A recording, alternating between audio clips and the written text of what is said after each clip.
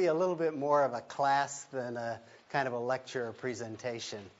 I learned something about marketing because I was told that the title of this initially was How to Negotiate When You Absolutely Have to Have the Deal. Well, that is a great title. I mean, that's a title that you'd come for. I mean, everybody would come to hear how do you negotiate when you have to have the deal. You know, everybody wants to know how to do that.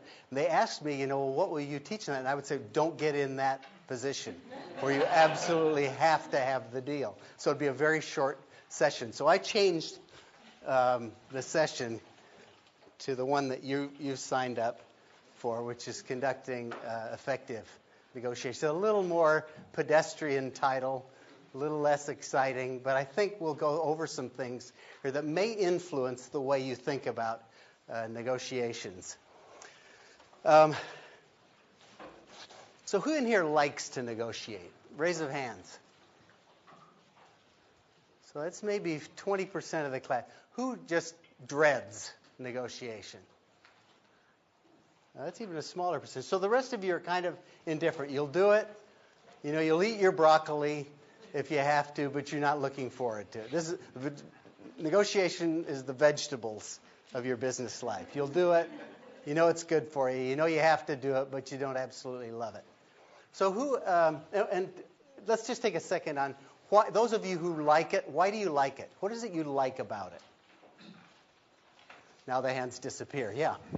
Well, compared to my engineering field, when I knew everything was right or wrong, black or white, in negotiations, everything's gray, and nobody can say I'm wrong. Okay. So you feel better about yourself.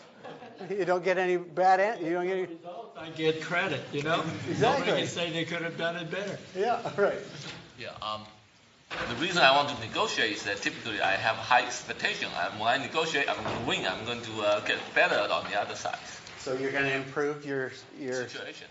The situation. Okay, so you negotiate to improve whatever situation you're involved in. In complex situations, it's just rarely the case that you can make a deal without some level of negotiation. So I look at it just as a means to the end, and getting to the end is kind of the goal. On the flip side, doing win-win deals is really a lot of fun. Okay. So you see it largely as eating your broccoli, but sometimes you do get to turn it into... Fan. So that analogy is not quite working for me. I keep thinking of the first George Bush who made the comment about how he hated eating broccoli. Yeah. So I actually like broccoli too. Yeah. So, yeah. Yeah, I echo that. I think the win-win thing is fun, and it's also like a piece that it's like putting together puzzles. That's the way I approach it. Is to the other person, what do I want? How do you get it all together to make it work? And you look at the win-win, and that's fun if you make it work. So win-win agreements are fun, and you can negotiate. The higher the percentage of deals you can get that are win-win, the more you like it. So other. I think it's a unique opportunity for creativity in business. It's one of the most creative aspects of business. It does allow you to fashion solutions according to usually different kinds of facts, different fact situations. So you get to express some creativity.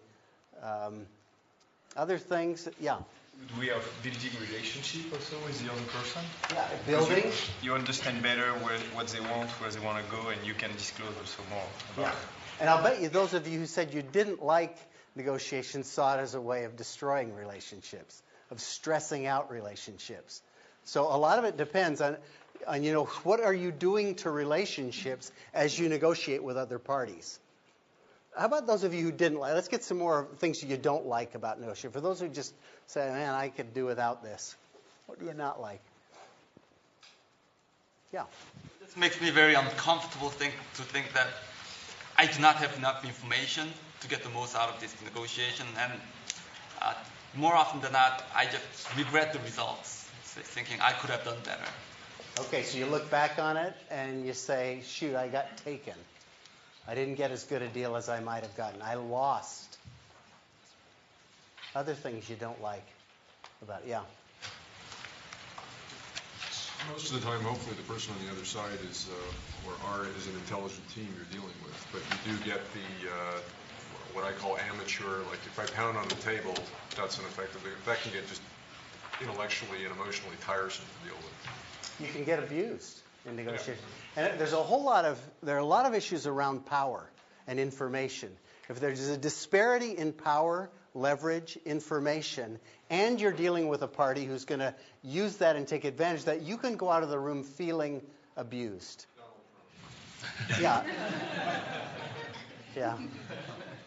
I actually met with Donald Trump in his office in New York about 20 years ago, before he was a huge cheese. But he was, well, no, he still had the same hair. And actually, he tried to sell me an interest in the Washington Generals. You know the Washington Generals? This was a USFL football team that had drafted Herschel Walker. And so he was very proud of that, and he was trying to sell me an interest in that, and I didn't fall for it. So that's my qualification for teaching a class on negotiation. Actually, my qualifications is I have negotiated billions of dollars of transactions over the years, literally hundreds, if not 1,000 different kinds of transactions. I was in the real estate business for 20 years. And I was actually the chief financial officer of a big real estate company for about 10 years. So I was negotiating debt deals and equity deals, and then partner departures and solving litigation. And so my life was a diet of negotiation, just solid diet of negotiations. And then when I got done with that, I started buying companies, and it became a different diet of negotiation. So I've seen a lot of different kinds of negotiations. I've experienced the feeling of looking forward to a day when I'm negotiating with great anticipation and really loving it because I like the people on the other side. I like trying to problem solve. I like being creative. I like all those elements. And I also have looked at certain days of negotiating where I dread it. I cannot wait to get the day behind me. So there's nothing intrinsic about negotiations that say you should like it or not like it.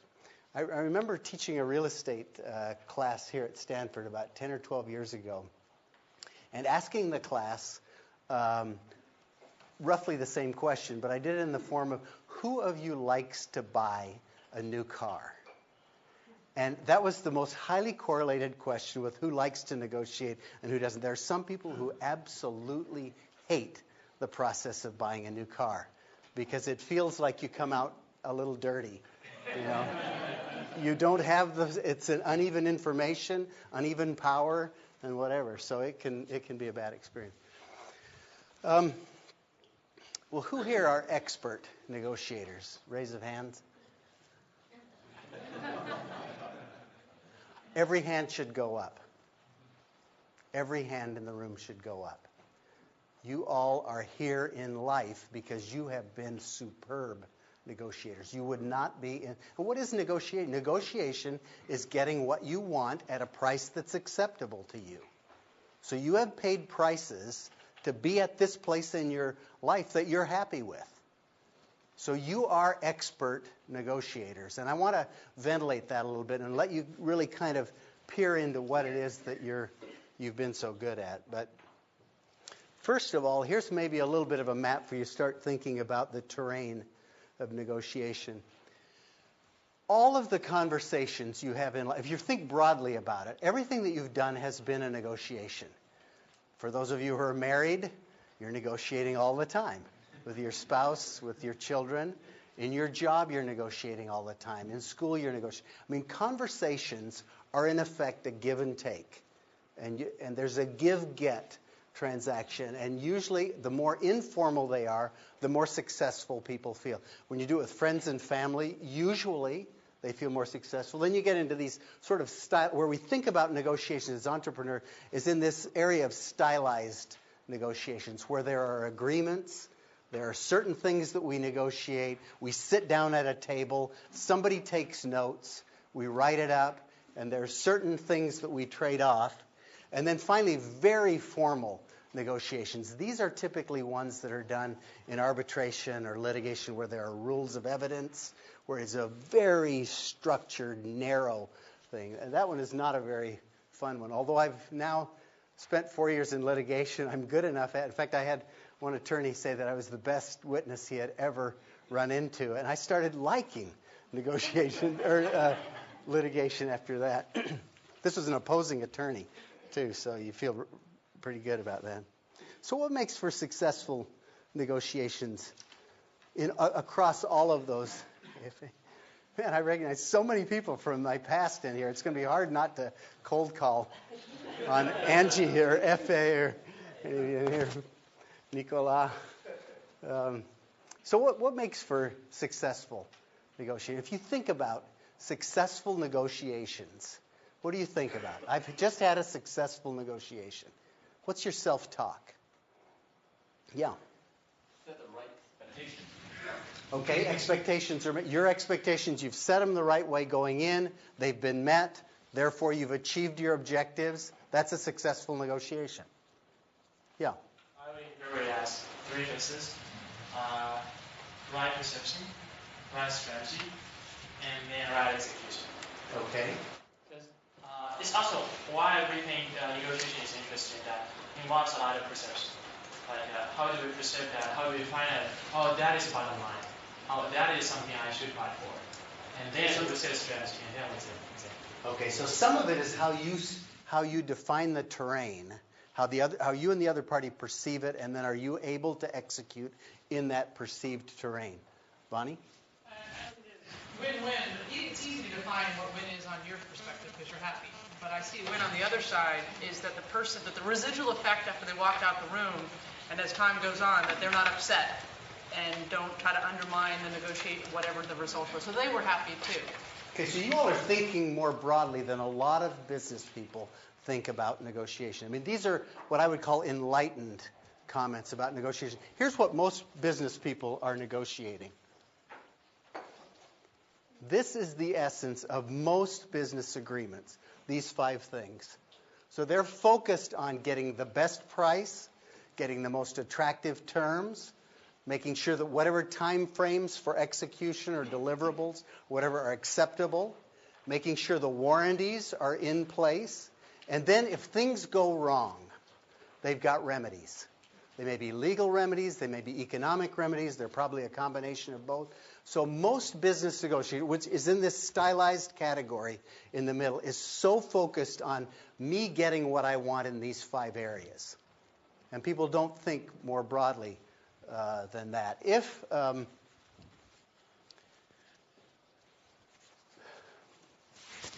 people who do a lot of negotiating around these things talk about these techniques,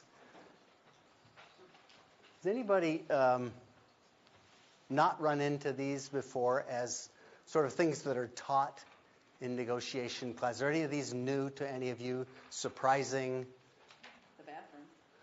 The bathroom one is a commonly used technique. Feed the person a lot of water and a lot of food, and then just keep talking. Keep the pressure on. So using the bathroom breaks is a powerful, if you're using techniques, and what do I mean by plane? They've got a plane to catch. Their schedule, exactly. They've got to catch a plane, and so you just carry on the negotiation. You speak slowly. You make things drag out. You disagree at the last minute, just as they're running for their plane. Say, oh, you do the Columbo thing. Oh, one more thing. Have any of you been subject to any of these? What does it feel like? Well, you have to assess whether it's almost incompetence or is it actual bad faith. And that can be difficult, and it's annoying to have to even have that. Either case, how do you feel? If you're dealing with an incompetent party or a bad actor. You're wasting your time either way. It makes you angry. Yeah. Right? Very few people don't recognize these. If you're on the other side of the table, it's not like, oh my gosh, what is happening? I don't know. I don't understand. This is sure working on me. Most of the time you perceive immediately these techniques. And you resent them, or you're angry about them. So in terms of techniques that people teach, I think these are anti-successful agreement techniques. You may get a deal done, but you're unlikely to get a deal that is lasting, enduring, flexible, where you build relationships, where you create solutions. But these are used all the time, mostly by investment bankers. I'm just kidding. Sorry, I know. Wait, could you turn the tape off up there? Yeah. Another technique which I've run into quite a lot dealing with competitors, which is during a set of complex, long negotiations, maybe over the course of months, you discover that in the course of the supposedly good faith negotiation, the competitor, for example, has been actually promoting something completely different or talking to somebody else. And the explanation you get when you protest is, I'm very sorry, we had no idea that was going on. Yeah, the protestation of innocence. Deny, right? Yeah, or just innocent. I had no idea, or, oh my gosh. Yeah, yeah, which puts you on your heels, puts you at a disadvantage. Maybe there are others. Anybody in here experienced other obvious techniques that are being used to gain power? Yeah, John? We were locked in a room once. Yeah. I mean, it was kind of amateur. It was back in the early days in Eastern Europe that we just climbed out the window. I bet there are a lot of interesting stories. There was another one. Yeah. Language. If there's a duality in terms of having experienced having had a negotiation in China where I was sitting across the table from a gentleman who spoke, or at least didn't claim to have spoken any English. Yeah. And so I had a translator, fortunately, and so that was one that kind of was an interesting barrier because I was pretty sure that he understood English, and for a variety of reasons. And smoke was also another one. Yeah. He's an avid smoker, and I can't stand smoke. And I tried my hardest to make sure that he didn't know that, because that certainly affected kind of the way, how much time we wanted to spend in this 4x8 room. Yeah. It was very interesting. So making things physically uncomfortable or getting a leg up through language. There's another way that I see language used, and that is abusive language.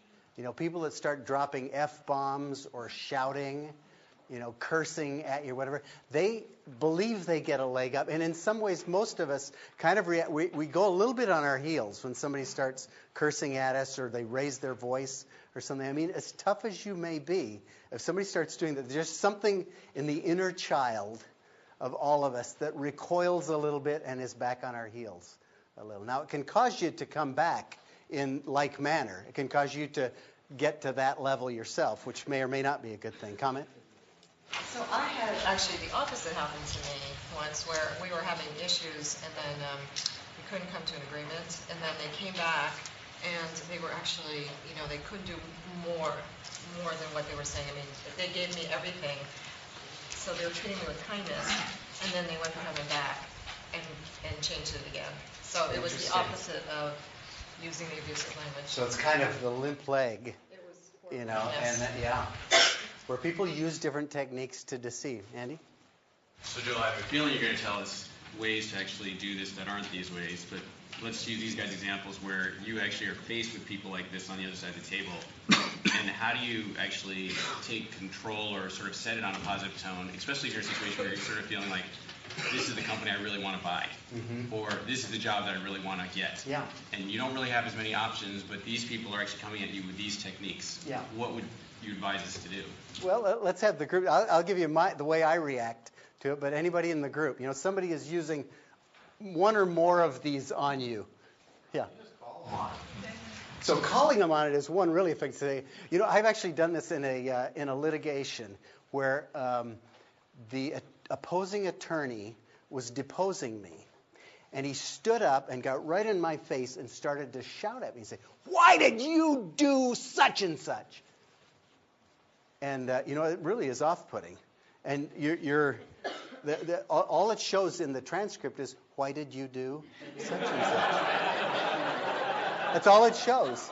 That's all it shows. And if you answer the way you're feeling when somebody gets in your face and shouts at you in an accusatory way, you say, "Well, you son of a gun, I'll tell you the reason." And you'll do it in a way that isn't effective.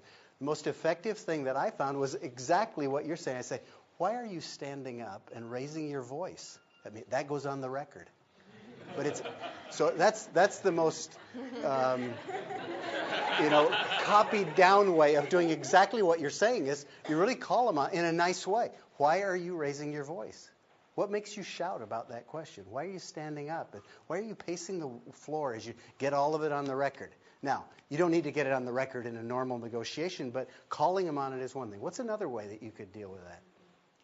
I start asking questions. That's where I start to do Questions are there. very effective. Just asking, just posing questions. That's always a very inoffensive way of taking the volume level down, getting information, cooling people off. Another way. You've got to reach a higher plane, because if you're in this type of mode, the other person's not in good faith, and most of the negotiations we're going to be doing, you need to have a relationship, and the relationship is usually a lot more important than the actual deal you finally end up with in a lot of cases. So, I think you do have to call them on, and you have to say, what's your purpose here? Yeah. And you guys, if he's doing one and you're doing another, it doesn't make sense. You guys have to be both wanting a deal and both wanting the best, win-win. And if Sometimes you can't get people there, have such power and such an advantage, and you really do need the deal, that they get away with more, that it's tough to raise them to that level. When there's such a disparity in terms of information or power, that it can be very tough to do. I'll tell you what I try to do is make it completely ineffective. Just make it so either I ignore it, I just don't pay attention to what it is they're doing. By that I mean I don't drink water. I am able to my bladder is better than their bladder. Or I will plan my trip with an extra night of hotel room, and I'll have an extra flight out the next day, so that I'm not anxious about. I'll let them know I'm leaving at 5 o'clock tonight. Oftentimes they'll push the thing up, and I just don't sweat it. We stay, and then pretty soon, to me, it becomes a question of, well, let's keep staying here. Let's keep working. I've missed my plane. Let's work. It's 11 at night. No problem. I can keep working. Well, you kind of make it so that the game that they've set up hurts them. So they really pay the price for whatever game they set. So make it ineffective. So these techniques really can sometimes work marginally in the short run on some people, but they're not really very powerful long-term techniques. Now, if you look at textbook discussions of negotiation, you run into these terms. And I'm not going to talk about I want to talk really today about very practical, real-world situations. But this is the terminology. So I know some of you are going to take classes or have taken classes in negotiation. These will not be unfamiliar terms to you in the lexicon of negotiation. So here are some practical keys to successful negotiation. And these will look just so simple-minded, which is, in fact, what most really practical things are, born of experience. But the first thing is negotiate with the right party. I'm going to tell you a half a dozen stories here before we wrap up, where you'll see how I learned these particular lessons, I think. But get with the right party. You would be amazed at how many negotiations go on with the wrong party, with the unempowered lieutenant, with somebody who really is not the decision maker or whatever. So figure out who the right party is, and are you talking with the right party? Secondly is become a trusted negotiator. And I put here that's a function of CCP, and my students will recognize this as a function of character, competence, and power. For somebody to be trusted, they have to be high character, they have to be competent, and they have to be empowered to make a decision. So you want the right party for you to negotiate with is somebody you can trust. The right party for them is that you must be also trusted. So if you want to enter high-quality negotiations, getting high levels of trust based on character, competence, and empowerment are really important things to assess. Then know your own BATNA. What's a BATNA? In unison? Best alternative to a negotiated agreement. Okay, this is a term that was developed by Fisher and Urey in 1981 out of the Harvard negotiation study, which they really found that if people could go into a negotiation with an idea of what is their best alternative to this negotiation working out successfully, they came out with better end results. You go in with far more confidence. I've taken it to another level. What I go into negotiations now is I figure out, I don't know it for sure, but I try to assess what is the other party's BATNA. So I really think hard about what is it they want to achieve and what are their options, because that really helps you kind of assess the whole thing. And you're not just thinking, my agenda, my agenda, my agenda. Here's what I want. Price, term, remedies, warranty. This is what I need. And so many negotiators are going in with their own agenda. Well, go in and think about what is the lay of the land for the other party, and that helps. We'll talk a little bit later about Fisher and Urey's map, but I think there are 3 or 4 suggestions that they make that are kind of their broad map that are really very helpful. Discern the difference between battles and wars, what we used to call the elephant ant. Some people don't know the elephants from the ants. Have you ever negotiated with somebody for whom every deal point is something that they have to win? Everything is competitive. Everything that's brought up, they have to win every deal point. I'm here to submit to you that that's a really dumb way to negotiate. That this is a give and take. If you're going to try to develop relationships the way Nicolas said, or if you're going to try to come out with creative solutions or whatever, you really don't want this, I have to win every deal point thing. So know where the elephants are and where the ants are. Be willing to lose some battles to win the war. Yeah, Marcello? Isn't that kind of what points are out there in the first place? So wouldn't it be to my advantage just put points there that I know I don't feel so strongly about? Yeah. Wouldn't the other party be doing the same thing? They should be. And you should, in really effective sort of win-win negotiations, you share with what you're trying to achieve. Lee Iacocca has a great line. He was the guy that turned around Chrysler. And he said, when I want to achieve something, I tell the other party exactly what it is I'm trying to achieve and what price I'm willing to pay to achieve it. And that's really kind of the starting point where it's sharing information. So there's a lot more sharing of information in that kind of a model of negotiation. It's not always something you can do. And then getting back to these techniques, I would say don't worry too much about techniques. You have to be aware of them. You have to be, and it tells you something. If somebody's using, I always think when somebody's shouting at me or walking out of the room or throwing things, there's information in that. It's like I had a partner one time in the real estate business who looked at a joint venture document that was this thick, and he looked at it and he picked it up and he says, in any document that's that thick, there's something in it for me. And in a way, anybody who's throwing things and screaming and shouting and slamming doors or locking you in rooms or anything like that, there's something in that for you. You can get the high moral ground. You can at least get information. So don't worry too much about them, but be aware of them. And then really understand what the other party, this is kind of back to the figuring the other person's bad. But the more you can understand their values, and I'll tell you stories in a minute that illustrate each of these, but the more you can understand really what it is that drives them, what's important to them, the more likely you are to craft a solution to things that satisfies what it is that's important to them.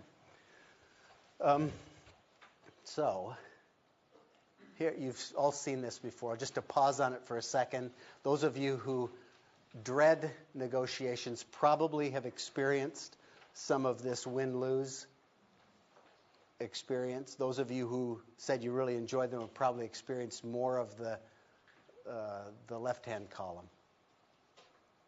Okay, so here's 7 situations that have sort of illustrated these points for me. And I only tell you these not because I've had some unique negotiating experience, but because you may recognize in some of these things your own experience. You may be able to tie it into your own experience and internalize it in your own way so that it really does belong to you. The first one, I taught a negotiation session in the real estate course here at Stanford a number of years ago. And I had a version 1 and version 2 of this. In version 1, the instructions were, I want you all to have fun. So this was the 3-party negotiation. There was a buyer, there were 2 or 3 properties, a buyer, a seller, and a lender. And they had to come up with a tripartite agreement. And so everybody went off in these negotiating teams and made deals. The instructions were have fun, be creative, learn everything you can about real estate and everything, and then just report back on your experiences. Well, here's what happened. There were reasonable deals made. They were made quickly. They were relatively easy to understand and document. And there was a lot of camaraderie. People came out of it saying, man, this was a fun exercise. We like each other. Aren't Stanford MBAs cool? Well, I just really love my classmates. So that was kind of the outcome. So that was negotiation 1.0.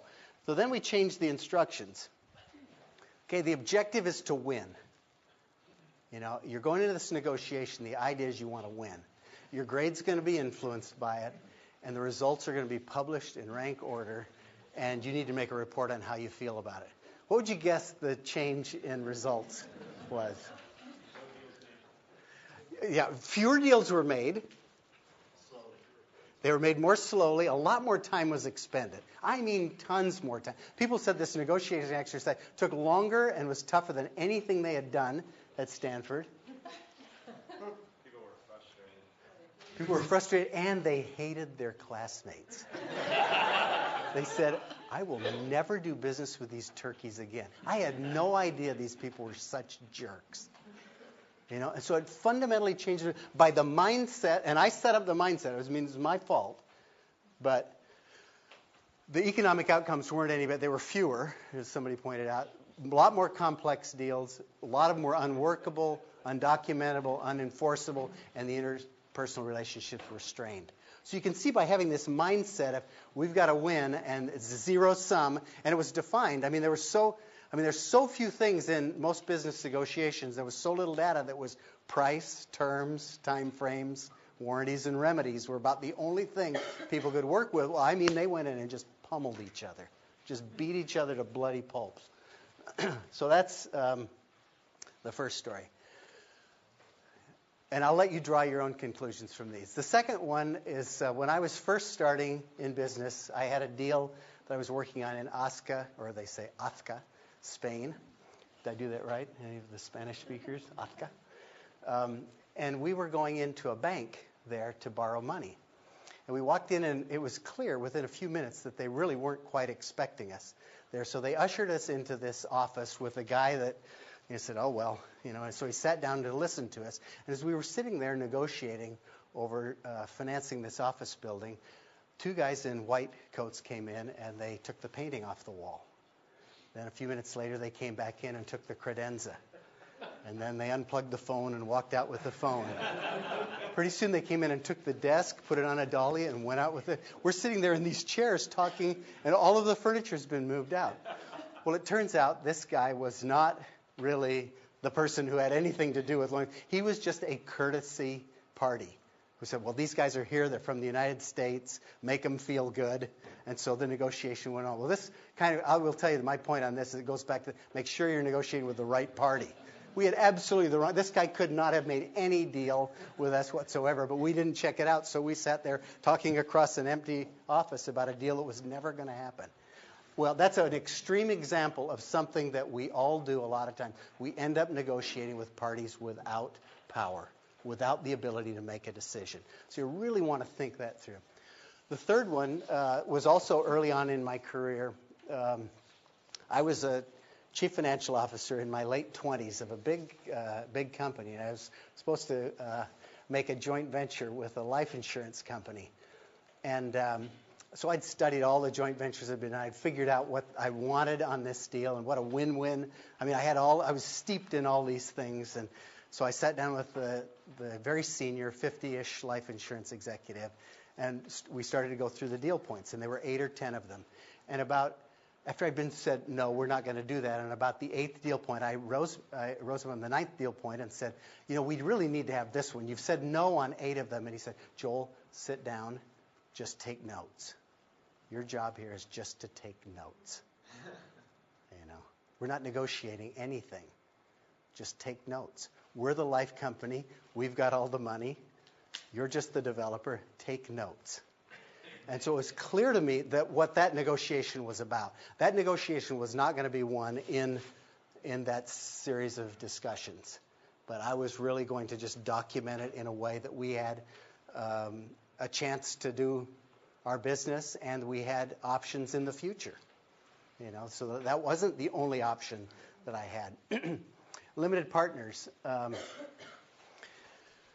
I recall early on thinking that I wanted to develop a brand.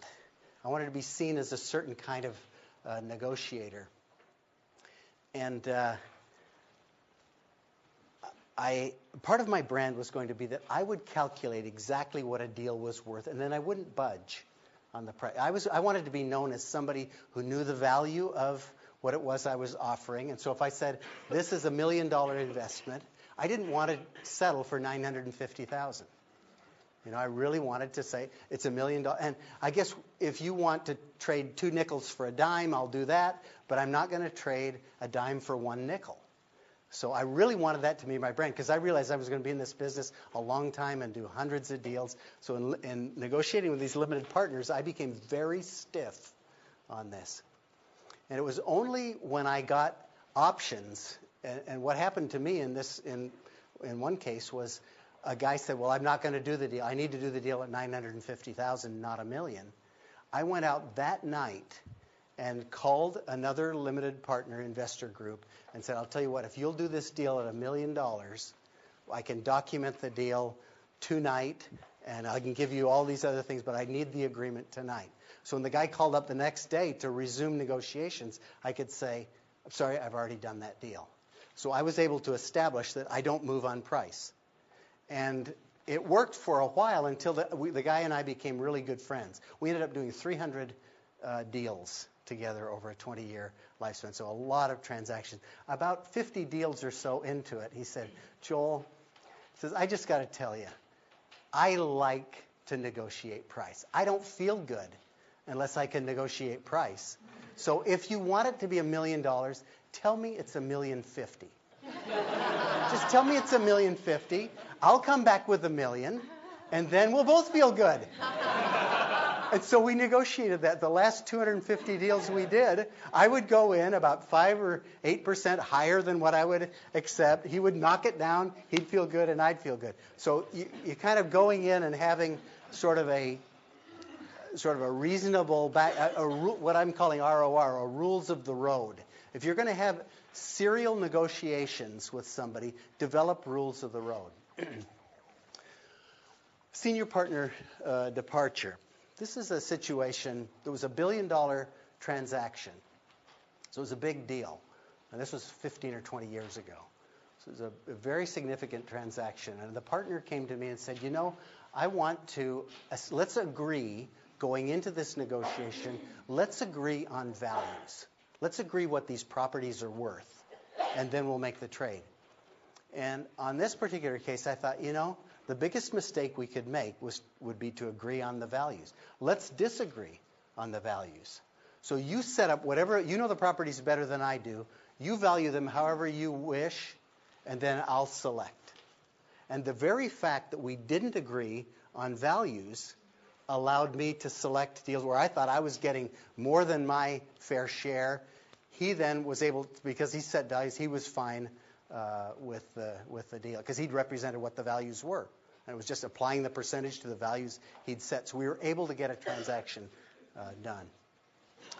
My departure. So I left the Crow organization with the reputation of being a conciliator, with the reputation of being reasonable, with the reputation of being a win-win deal. I'd settled all the litigation that Crow had had for 20 years, departing partners. I was seen as somebody who was litigation averse. And because that had become my brand, my negotiating brand, when it came to that, they filed litigation against me, realizing that he'll never fight. This guy's such a pussy, such a conciliator, he's such a giver, and he'll make everything. But that I really had no place to go. I had set myself up with my brand. So I want you to think very carefully about the brand you want to have. The last story is one that I think you'll remember. We ended up in 4 years of litigation. So I now have a new brand. I'm now known as the Ferret. No, it's interesting because I think what my brand has become is I am somebody who is very reasonable, who will do win-win negotiations. But if you get to the point where you cross me and my principles, or if you do something that I really think is completely unfair, that I become very stiff. So you don't want to get into litigation with me, but you don't need to. So that's a better brand than the brand I had before, which was the guy will never sue. He will never get into litigation. So you really want to think carefully, because that brand, and part of my message here is that there are no episodic negotiations. You may think it's an episode. You may think you're going in and having a one-off deal with somebody. That person talks to somebody else, who talks to somebody else, who talks to somebody else. And pretty soon everything is, we live in a very connected world. So think carefully. If you're doing a lot of negotiation for a living, think very carefully about the brand you want to have. Now, I apologize to my students, former students, for this next one because several of you have seen this. But I had a negotiation with my daughter over this last topic. So I'm out here teaching at Stanford, and I come out for basically 10 weeks when I teach here. And so she's back in another state, and we correspond by email. I get back a couple of times. She and my wife get out a couple of times. But we're basically away from each other. So here I get this email from her. Dear Dad, do you hear that I'm getting a rat? Won't that be cool?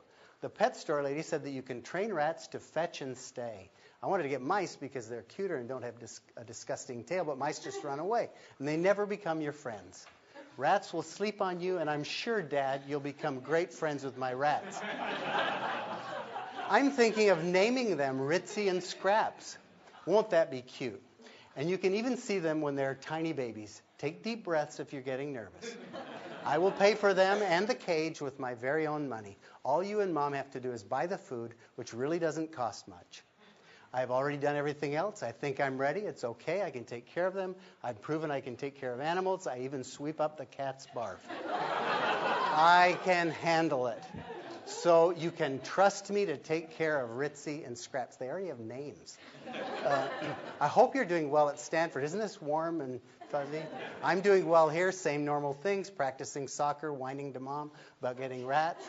Just so you know, she already said yes. Is this a negotiator? This is an 11-year-old kid. I mean, so some of this stuff, when I ask who are the expert negotiators, I promise you we are born knowing something about negotiations. Just so you know, I'm sure she's sick of the same conversations. Can I get a rat, Mom? Please, I'll do my practicing. That's my secret in life. Promise to do my practicing. Love, Elise. So here's this. This is the initial volley. This is the negotiating position. She's kind of laid out her negotiating position. So you're sitting out here 1,500 miles away thinking, no way. She has crossed a barrier I'm unwilling to cross. So here's my response. And I want you to notice this because this is a real-life negotiation. And I'm going to have you predict how it came out. What's that? Yeah. Good point. Dear Elise, are you nuts? I've been killing rats at the house in Woodside. They are not cute. They're not nice. They're not controllable. They stink. They eat everything. They make little back poops everywhere. And I have to clean up the mess. Just this week, I bought some decon to put out where the rats live. The next day, I found a dead rat near the pool and another one trapped in the garage. Just to be clear about how I feel, I must inform you that we smashed its head into the shovel.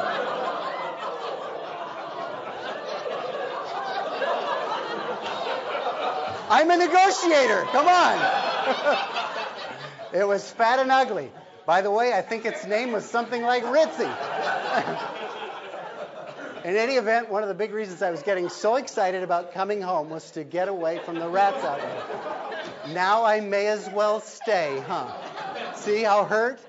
I'm just hurt. I'm appealing to this young daughter. Now, what would you like next? A python? Or how about some Ebola virus? Or maybe you could raise maggots. Anyway, I still love you and miss you, and we'll see you next week. Love, Dad. So how did this negotiation come out? Predict. What's that? She gets the rats. She gets the rats, exactly. She got the rats. Now, why would an expert professional negotiator with $10 billion worth of deals under my belt give in to this 11-year-old kid on some stinking rats? Imbalance of power. That's a great point. And besides, her mom had already said yes, so a real imbalance of power. To me, this is the difference between knowing the elephants and the ants. You know, I was willing to lose a battle to win the war. And the war, what I wanted to win, defining winning for me was raising a child who's responsible, who loves me, who will listen to me on things that really do matter. And so I was really willing to kind of take a different view of this. Now, the really gratifying part about this story is In the end, she gave the rats back to the pet store lady after the pet store lady had told her she would be feeding them to the snakes. So she disliked the rats as much as I did in the end. And she came away saying, Dad, you were right about the rats. So, now... What was the subsequent exchange like? I arrived home and the rats were there. She said, Bother negotiating. No, it was done. It was a done deal. Mom had already said yes. It was, do you want to hold them, Dad? No, I think I'll pass on that. So I think we've covered most of these. This idea of episodic versus serial. Think serial in your mind as you think about your brand. Outside versus inside. This last was a very much of an inside negotiation. You'll have negotiations with third parties and with people who are really close, whether they're employees, partners, brothers, sisters, children, spouses. The inside ones are by far the toughest negotiations. They're the least forgiving, and they're the most important ones to lose. So this idea that every negotiation is a competitive game that you have to win, it really helps you get over it. The more inside negotiations you do in your life, the more that you realize you don't have to win, certainly not every deal point, and you don't have to win every negotiation. So don't think of it as a competitive game. This idea about I just like this quote, don't wrestle with pigs, you get dirty and they enjoy it. So be very careful who you negotiate with. And that means generating options. That means always having other people to talk with and to do business with. It is the worst thing in life is to get in business with people that don't have the same values you have, that you don't respect. I mean, it is misery. It's a different kind of misery from just about everything you know except being married to somebody who makes you miserable. Then this idea of being reputation building. I've given you my examples of that, but here are some alternative reputations you can have. One is I'm tough, I'm unbending, the legal documents govern. I've known a lot of people who are that way, and often they're people who have a lot of money and a lot of attorneys, and they really believe that's the smart way to do business. Guess what happens? In the end, they may not have a lot of money, they may not have the same position of power, and they may not have a friend when things go against them. Live by the sword, die by the sword. You can be flexible, be open to reworking. The life company joint venture partner I told you about who just said, take notes, Joel. Turns out he was one of the most flexible partners you could ever have. So the documents were the documents were the documents. He couldn't negotiate them. He didn't want you to negotiate them. Just take notes. But when it came to working out the problems of living in the real world, of doing business, he was extraordinarily flexible. And so I kept doing business with him. I probably did 25 deals with him over my life in real estate because he was such a great partner. He was a tough negotiator, documenter, but he was a great partner. You can have this reputation of being eager to make deals, where you just say, I do a lot of singles and doubles. I don't do home runs. The other is that there are some people in the negotiating world who just say, I only do home runs. If I don't get a four-bagger, if I don't hit a home run, if I don't win the thing, those are the only deals I'll do. So you need to decide what your reputation is there. We've talked about these last couple. The last one is this Fisher and Urey trained problem solver, and we'll talk for a second about Fisher and Urey. Yeah, comment? Just go back to that a minute. You're talking about basically being selective about who you negotiate. What do you do when you're in a situation where, let's just say there is a vendor that you need to negotiate with, and they are, you really need their thing, there's not another alternative out there. You don't agree with their values. Yeah.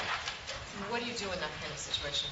In some cases, you just have to suck it up and negotiate with them. In some cases, you can get another party in the organization you negotiate with. In other cases, you can talk to them and say, okay, here's where I think our conflict is coming, and get to a deeper level and talk with them about that. I used to have a partner that would say to people, we're not making a deal on this. What would it take to make a deal? And that was effective in certain circumstances. What would it take to get this relationship on a better footing or to develop a more long-lasting give-take relationship? I mean, sometimes you can get that real with people. my view is, going back to the very beginning, is generate options. So you don't have one vendor that you really rely on, or one alternative source of financing, or one. I mean, I like having a lot of options. So, and I realize that's a bit of a Pollyanna. You can't always do that. I mean, we just did a deal in one of the companies I'm involved in where they were about 40% of our business. And they were really important. We had to get that deal done. So consequently, we took notes and got the deal done. So you're going to do some of that. There is not a panacea to every negotiating problem. You are going to deal with difficult people. You're going to have win-lose negotiations. You're going to have some things that you dread, whatever. But I'm just saying you can nudge it so that it's a happier experience. It's more of a win-win experience. And the better you choose parties. So here are mindsets that I've got when I go into negotiation. What time do we end, Marcelo? Where'd Marcelo go? At 12? So we have till 12. Are you happy until then, or are people wanting to get out of here? We're okay? Well, let's talk a little bit about these. And one of the mindsets that I think is a really good mindset is that a negotiation is just a conversation. It's just an exchange. You're good at conversations. You talk to people all the time. So this idea of, oh my gosh, we're going into a room, we're closing the doors, we're sitting on opposite sides of tables, that feels a lot more threatening than I'm just going to talk about our various interests and try to have a conversation to come up with something that's mutually satisfying. So think of negotiations as conversations, and you're good at it. Think of negotiations as a series we've mentioned. Think that agreements, winning, it's back to this idea of what is winning. The idea is that your agreement should be durable. There's no point in coming to an agreement that it terminates in a lawsuit 6 months later. You've not negotiated a good agreement. So you want there to be some elasticity, some sense, and usually that is a function of how much trust you've developed with your opposite party. If you've developed very high trust with your opposite party, once you come to an issue, the first instinct isn't, oh my gosh, let's go to the documents. What do the documents say? Most of the good deals I've ever made have never once referred back to the documents. Not once. And some of these things have lasted 25, 30 years. I mean, my whole business career. We never, ever once go to the documents. Why? Because we like and trust each other, and these are real issues, and we sit down and we talk it through. So you want a durable agreement. So that's another mindset to have. Another mindset is this thinking win-win. Another one is to recognize that you're accountable. A lot of times people think as the negotiator, they're only accountable to themselves. I'm winning for me. There are very rare negotiations where you don't have broad accountability. It's to your employees, it's to the community, it's to shareholders, it's to a board. Sometimes this can be a very effective not in the room party that you can use to give you some breathing room to pause and say, well, I wouldn't feel right about this vis-a-vis the community. I don't really feel good about dumping this sludge into the river. I mean, you really have an accountability. So this idea that there's an accountability outside your own interests is a good mindset to have. Watching your language, I don't think it works to curse, scream, swear, slam doors, walk out of rooms, even bluff. I think bluffing is a fool's game. Because all you need to do is bluff once and have it not happen, and you have spent your reputation. You are forevermore seen as a bluffer. So my view on that is just never bluff. Never use what I call high-velocity words. You think of the words that just sort of raise people's emotional tension and their temperature. Just stay away from them. And if somebody uses them on you, ignore it. Don't let it work on you. Don't let your temperature rise. So watch your language and watch... What if it's genuine? What if you're genuinely upset and you get frustrated? You're not doing it for effect and you're not using it as a technique, but you try to control it at all costs? I think you should try to control it. And here's why. If part of it is you're setting a baseline. Whatever your baseline is, it's the variation from your baseline that will get effect. So if I say to you, I will never agree to that. That's pretty powerful. If you've negotiated with me a lot of times, for me to say, I will never do that. I mean, you really believe, I've just screamed that out. Whereas if I'm throwing things around and cursing and, a lot of histrionics, I can shout, I'll never do that. And you'll say, yeah, okay, he'll come back tomorrow. So I think keeping the baseline really low is a very smart thing to do. Plus, it keeps your own blood pressure down. I did walk out of it, this $1 billion deal that I did out here where we were swapping $1 billion worth of property. I sat with the partners in the room. There were 6 of them and 1 of me. And the most senior of them just said something that was just completely off the wall and unfair. And I just stood up and I said, gentlemen, it's been a pleasure to be your partner all these years. I'm so sad that it has to end this way.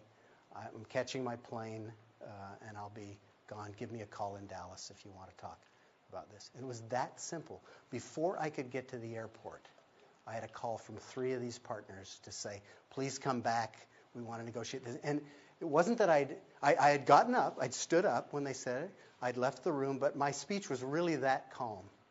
And I think they took that as, oh my gosh, he is serious.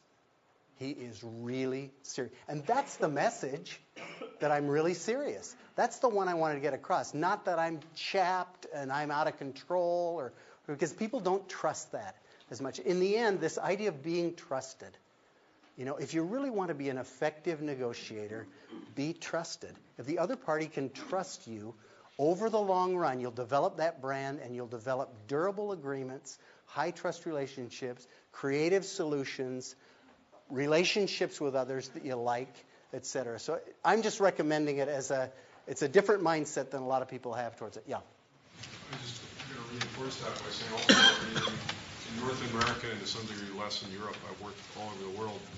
Getting angry may or may not work, but it's not a big surprise when it happens. The rest of the world, if you're always calm, it translates across all cultures. Yeah. Yeah, it's kind of a universal language. Clarity. Flipping out over something in some cultures is just an absolute no-no, and you've lost them completely, and you've burned all your credibility. You lose credibility. Yeah, you're seen as an unstable person. Here, people might or might not forgive you. Depending on the industry. Yeah. Some industries are full of wild people. Yeah. We negotiate through an intermediary, an investment banker, an agent, or an attorney who's actually negotiating an agreement. Would you use this as a model for selecting an intermediary? Because that person can often have a tremendous impact on your brand as well, because they might act completely, and they're off on their own. You don't really know exactly what they're doing either. I think you have to be very careful in who you select, because they carry your brand. I've seen more attorneys foul up deals than actually facilitate deals. In fact, I select my attorneys in terms of, are they deal facilitators, are they deal makers, problem solvers, or are they sort of egomaniacs who have to be right on every deal point, who have to draft the toughest document. A lot of times what you'll do in deals is you'll get attorneys fighting. And the attorneys will fight, and it'll destroy the deal and the relationship. So number one is I try not to have very many intermediaries on the front line. I don't like to have agents, brokers, investment bankers, or attorneys negotiating my deals. I like to establish a one-on-one relationship with the other principal in deals. I really think that's the safest way to maintain your brand, and it's the way to create better relationships, to create better outcomes. It's more work in the short run. It's less work in the long run. I think there is a reason that people use these intermediaries, and I think they can be valuable, and I think it's always smart to have somebody outside the room, because negotiations are these real-time things where you're exchanging things back and forth, and you can make mistakes. And it really helps to have somebody, whether it's a board, a partner, an attorney, or whatever, who can come in, refine, correct, smooth over. So I like to use them in all those things. And a lot of times I'll say, I need to run this by my partners, or this makes sense to me, but let me check with the attorney or tax counsel or my accountant on this. So, I like to have a little bit of a background. So I use them that way, but I never put them and say, my attorney will negotiate with your attorney and make a deal. I think it's very dangerous. It's not to say it doesn't work. Yeah. I had a question regarding this idea of just not really going above or below this kind of median. And as someone, I'm very emotive. That's who I am. And what I'm hearing is, poker face, try not to get hooked into these things, try not to be emotional, which to me is really like if you said the best way to negotiate is if you're 6 foot tall and I'm 5 feet tall. Yeah. So that to me it's like, okay, that I agree, I can see how that would be effective. But you're just not 6 feet tall. Yeah, I'm not 6 feet tall. So how do I? And I think you start out by being yourself. Authenticity is something that will be measured by the opposing party, which will go back to trust a lot. I'm just saying that that you can modulate. You can keep the swings from being so wild, and that will help you. It won't make you 6 feet tall, but it may make you 5'2". So it's okay to go up and down. I think you need to be yourself. I'm demonstrative too. I speak with my hands. I wander around. I get excited about ideas. It's who I am. So I am that. But I just say there are certain things, there are certain thresholds that I don't want to cross because I spend a lot. If I cross those thresholds, I've spent something that doesn't return to me what it's worth. So if you're all over the map and around like that, you just need to realize you're spending something that's pretty valuable. And you don't have any place to go. Once you've cranked the volume up all the way, there's no place to go. So leave yourself a place to go. And I think moderating that. And the final one is be likable. And I know this is, you didn't come to Stanford to hear be likable. But when I went through litigation, I remember talking with, I think it was opposing counsel, after it was all over again. And he said something like, I wanted to hate you. I really wanted to be as angry at you as the plaintiff was. He said, but I couldn't help but kind of liking you. And he said, and it influenced. He said, I didn't want it to influence me. I'm a professional, and I did my job, but it still had an impact. So I talked to my attorney about it, and he says, I've had the same experience where I've gone, and he'd deposed Ivan Boesky. You go down the list, people. He'd been through a whole bunch of them, and he said, certain of them were really likable scoundrels, and it made a difference. And others, you just wanted to fry. And so this idea, there is something in all, even the most jaded, professionally trained litigator who does gladiating for a life, says it makes a difference if you like the other party. So I think there is almost no upside in being a jerk, in being a turkey. I just don't think it gets you anywhere. Well, we're about out of time. Let's just see if we've got any more of these. We've talked about agents, being a principal. We've talked about lawyers as memorializers or agents, disputes. This is in the far end, the formal end of negotiation, whether you mediate, arbitrate, or litigate. I guess my advice on that is they're all kind of bad outcomes, and you really want durable, flexible agreements and trust relationships. If you have to get to these, litigation and arbitration are not that different in terms of arbitration may be a little shorter and a little less expensive, but you're still presenting information under rules of evidence, typically to a special master or a rented judge or something. So it's a very much the same kind of thing. Mediation, that negotiation is a split the baby negotiation. So if you're right, you're going to lose half. So I think you just want to be, so this is again in this very stylized, formalized way. The rules of those negotiations very much narrow your outcomes. So just to be aware. Implementing the agreement, fleshing out hidden agenda items, outbursts of front material. We've kind of talked about all of those, I think. So Fisher and Urey. Has everybody in here read, how many of you read Getting to Yes? Only a few of you. It may be so old that people don't read it anymore. It's still the classic book on negotiation. I would recommend it to all of you who want to become a better negotiator. Written in 1981 by Fisher and Urey, two Harvard lawyers. And they talk about their negotiation in the SALT talks and a lot of data on really sort of what works and what doesn't. They wrote another book called Getting Past No, So getting to yes is the first one. Getting past no is the second one. I actually think the second one, though much less read. In fact, is there anybody in here that's read Getting Past? Okay, great. Not very many people have read it. It's actually, I think, even a better, more insightful book if you've done a lot of negotiating. Those are two really sort of good, practical, academic texts that give you a good map. And I can usually tell when I'm negotiating with somebody who has studied Urey and Fisher. It's a different kind of a negotiation. It's actually quite pleasant. So here's if you don't want to read it, here's the Reader's Digest version. I'm saving you time. You thought you were wasting an hour with me? I'm going to save you a couple of hours. Basically, the idea is separate so here are the four fundamentals. Separate the people from the problem, which a lot of people don't do. They merge them. The problem's thorny, therefore I don't like the people. The people who have this issue that is brought before me, because I don't like the issue or it's putting me in an awkward position, I also don't like those people.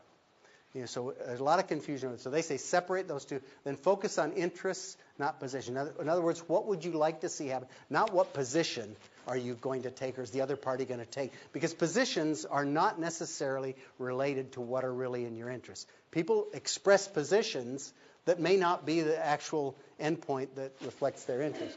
Then invent options together for mutual gain, where you think outside the box, you invent options, and then insist, if you can, this is the hardest one for me, is figuring out objective criteria.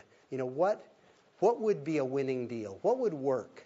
And then assess your deal against these objective criteria. That is the hardest one for me, but I've seen it work. And then finally, for me, I'd say know your BATNA, figure it out, write it out, know it going in, and my corollary to that is calculate the other party's BATNA. So you really know that it's not life or death. There are alternatives, and you'll be more likely to have successful negotiations. Now, I'm going to show you these are again, more Fisher and Urey things, but if you'll this is how they deal with some of these, dealing with problems and framing things. So I'm going to flash this slide up and one other slide up, and then have you think about what else this relates to. Discuss each other. Don't blame the opponent. See the opponent's intentions.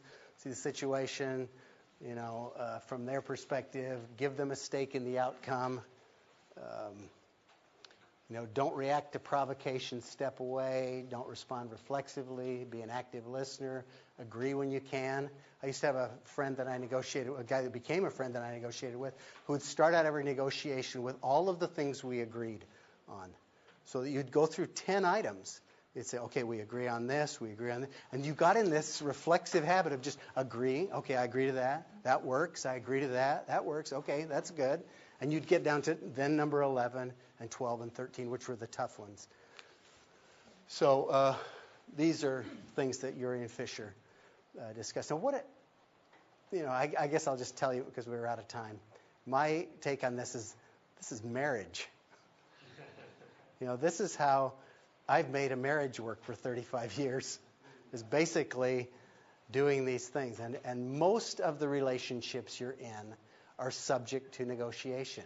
And if you kind of listen to these best practices, your life will work better, your relationships will work better, and your conversations will be happier, your agreements will be more durable, and most of the time you'll feel like you won.